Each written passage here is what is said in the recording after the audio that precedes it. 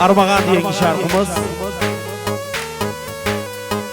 kelimetimden, lahnımdan İsa Şaban Kanat'ın Armağan'da sağ olsun orası.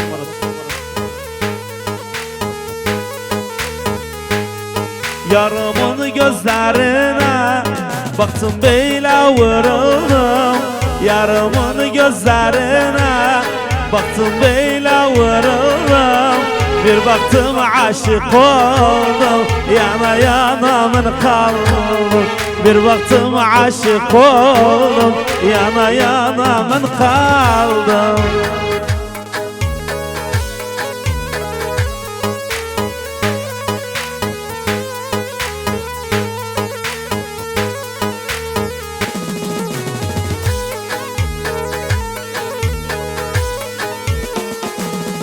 Gel otur sen benimle, eli çekme elimden. Gel otur sen benimle, eli çekme elimden.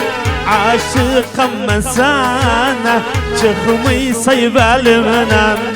Vurgunum ben sana, çıkmayı sayıp elimden.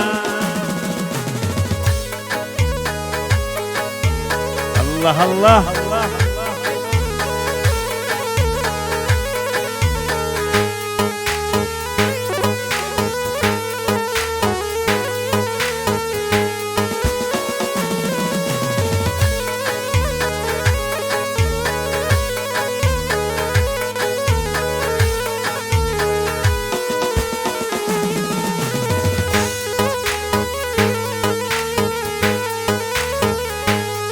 Senden başkasını ben koymam gönlüme.